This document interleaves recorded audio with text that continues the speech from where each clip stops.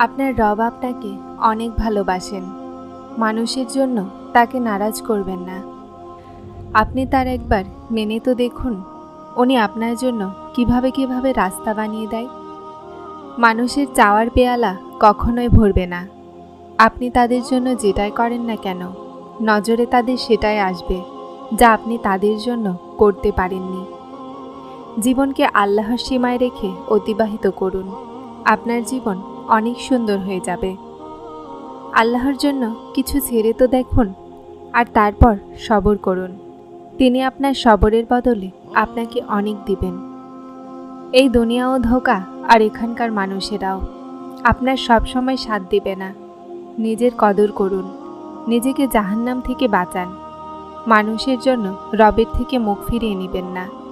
আল্লাহ প্রতিটা দোয়ার জবাব দেন, শুধুমাত্র মাধ্যমগুলো আলাদা আলাদা হয়। কখনো তিনি আপনাকে কারো সাথে মিলিয়ে জবাব দেন, আর কখনো আপনার থেকে দূরে করে। কখনো তিনি বাতাসের মাধ্যমে পয়গাম পাঠান, তো আবার কখনো নিজের জবাব কোনো কষ্টের মধ্যে লুকিয়ে রাখেন। কখনো তিনি সেজদায় ফেলে তার উদ্দেশ্য বোঝান, আর কখনো হাত ধরে সবরের ফল দেন। পরীক্ষার আশা আর রুহের খণ্ড বিখণ্ড হয়ে যাওয়া বিনা কারণে নয়।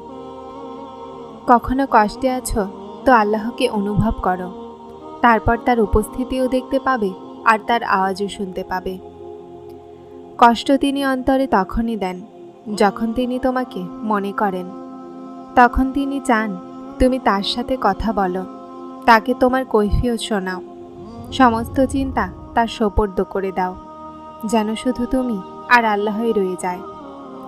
তুমি একা নও, তোমার সাথে আল্লাহ আছেন, আর যার সাথে তিনি আছেন তার সাথে দুনিয়ার সব কিছু আছে। যেখানে মাথা সিজদা অবনত হয়, চোখ ভিজে যায়, সেখানে কোন হতে দেরি হয় না। বিশ্বাস রাখো, তিনি হযরত ইউনূস আলাইহিস সালামকে মাছের পেটে জীবন্ত রাখতে পারে, তো তোমাকে কেন বের করতে পারবেন না? উনি তো দেয়ার কুদরত রাখেন। কুনের মজেজা আপনার উপরে নির্ভর করে। যদি আপনার বিশ্বাস ওই রবের ওপরে দৃঢ় থাকে, তাহলে মনে রাখুন, আমার আল্লাহ তার বান্দাদেরকে কখনোই হতাশ হতে দিবেন না। যখন না চাইতেই আমরা এত কিছু পাচ্ছি, তাহলে ভাবুন যখন চাইব তখন তিনি আমাদের সমস্ত চাওয়াকে আর ইচ্ছাগুলোকে কিভাবে পূরণ করতে সক্ষম। উনি আমাদেরকে শুনছেনও, আর অন্তরের খবর সম্পর্কেও জানেন। দেখুন, যদি আজ আমাদের কিছু দোয়া অসম্পূর্ণ না থাকতো, তাহলে হয়তো আমাদের কাছে এই সব কিছু থাকতো না যা আজ আছে। এখন যখন সমস্ত কিছু আমরা বুঝতে পেরেছি, তো আমাদের সেই অসম্পূর্ণ দোয়াগুলোর কথা ভেবে ভয় লাগে যে তখন যদি সেটা পূরণ হয়ে যেত, তাহলে আজ আমাদের জীবনে কি হতো। কেননা আজ যা আমাদের কাছে আছে তা আমাদের চাওয়ার থেকেও অনেক উত্তম। আল্লাহর ভালোবাসা আমাদেরকে আশ্রয়হীন করে না। দুনিয়া একা ছেড়ে দেয়, কিন্তু আমার রব ছাড়েন না। তুমি কেন হেরে যাচ্ছ? তোমার কাছে আল্লাহ আছেন, যার হাতে এই পুরো দুনিয়া আছে, যিনি আমাদের বাদশাহ। আপনি যতবার আল্লাহর সামনে হাত তোলেন, আপনার তকদির ততবারই বদলে যায়। যদি দোয়াগুলো কবুলিয়তে দেরি হচ্ছে, তাহলে হতাশ না হয়ে দরুদ শরীফ আর তোমার দোয়া করার পরিমাণ বাড়িয়ে দাও। ইনশাআল্লাহ আল্লাহ পাক আমাদের দোয়াগুলোর ওপরই কোন বলবেন। যখন মানুষ তার খালিককে চিনে যায়, তো দুনিয়ার আয়েশ আরাম থেকে নিজেই সরে যায়। নিশ্চয়ই শুধুমাত্র আল্লাহরই সত্তা আছে, যিনি মানুষকে একা ছাড়েন না। একবার ডাকলে তিনি তার বান্দাকে জবাব দেন। শুধু আমরা কখনো বুঝতে পারি, আর কখনো কখনো বুঝতে পারি না। যে জিনিস আপনার নসিবে লিখে দেওয়া হয়েছে, কেউ চেয়েও সেটা আপনার থেকে কেড়ে নিতে পারবে না। সে তোমারই থাকবে। কেউ তোমার মুখের গ্রাস তো কেড়ে নিতে পারে, কিন্তু নসিবের লেখা কেউই কেড়ে নিতে পারবে না। যিনি তোমাকে সৃষ্টি করেছেন তার ওপরে ভরসা রাখো। মানুষের ওপরে খারাপ সময় অবশ্যই আসে, কিন্তু কোনো কিছুই সব সময় থাকে না।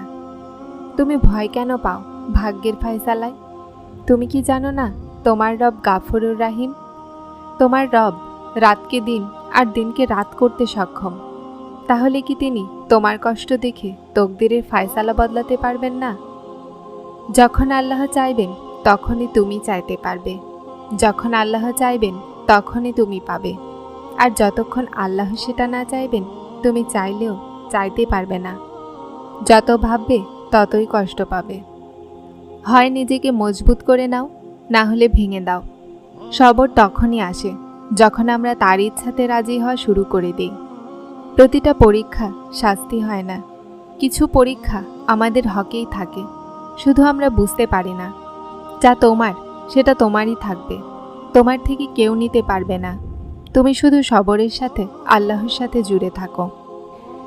শান্তি মানুষের কামাল নয়, বরং আল্লাহর দান। বিশ্বাস রাখো আল্লাহর ওপরে, আর নিজের সমস্ত সমস্যা ছেড়ে দাও তার ওপর। উনি সেখান থেকে দান করবেন যেখান থেকে তুমি ভাবতেও পারবে না। আল্লাহ দেখছেন, আল্লাহ শুনছেন। যখন সব জানো তারপর অন্তরে ওয়াসওয়াসা কেন? বিশ্বাস রাখো তোমাকে তার দরজা থেকে খালি হাতে ফেরাবেন না। আল্লাহ যখন পরীক্ষায় ফেলেন তো সবরও দেন, তাহলে এই চিন্তা কিসের? আল্লাহর ওপরে বিশ্বাস রাখো, উনি একা ছাড়বেন না। খুব জলদি তুমি সমস্ত দোয়া কবুল হতে দেখতে পাবে। আসমানের ওপরে আল্লাহ জানেন যে তার বান্দা অপেক্ষা করছে, আর অবশ্যই তিনি তোমাকে হতাশ করবেন না।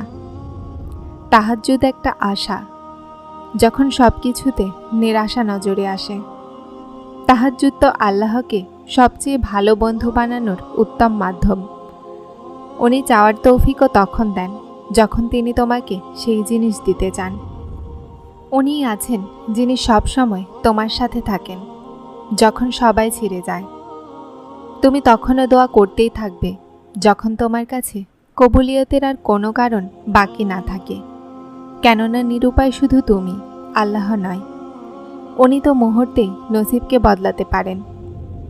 যে রাস্তা আল্লাহ তোমার জন্য বেছে নেন, শুধুমাত্র সেই রাস্তায় সবচেয়ে উত্তম হয়। সেই রাস্তায় চোখ বন্ধ করে চলতে শুরু করো।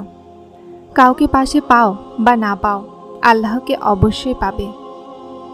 যখন তুমি তার চাওয়াকে নিজের চাওয়া বানিয়ে নাও, তো একটা সময় আসে যখন তিনি তোমাকে তোমার চাওয়ায় মিলিয়ে দেন। সবরের দুটো সুরত আছে, যা পছন্দ নয় তা সহ্য করা, আর যেটা পছন্দ সেটার জন্য অপেক্ষা করা। বারবার একই দোয়াকে প্রতিটা নামাজে চাওয়া কোনো কাকতালীয় তো নয়। বিশ্বাস রাখো, যদি আল্লাহ মন থেকে দোয়া করার খেয়াল না বের করছেন, তো তারপর সেই দোয়ার পূরণ হওয়া তোমার নসিবে লেখা হয়ে গেছে। দোয়াগুলোর বারবার তোমার মুখের তাসবিহ হয়ে যাওয়া আল্লাহর তরফ থেকে তোমার জন্য কবুলিয়তের একটা ইশারা। আর দোয়া চাইতে থাকো, তিনি তার বান্দার তোলা হাতের লাজ রাখতে জানেন। যখন রাতের শেষ প্রহরে আল্লাহ তোমাকে নিজে বেছে নেন তাহাজ্জুদ পড়ার জন্য, তাহলে ভাবো তিনি তোমাকে খালি হাতে কিভাবে ফিরিয়ে দিবেন।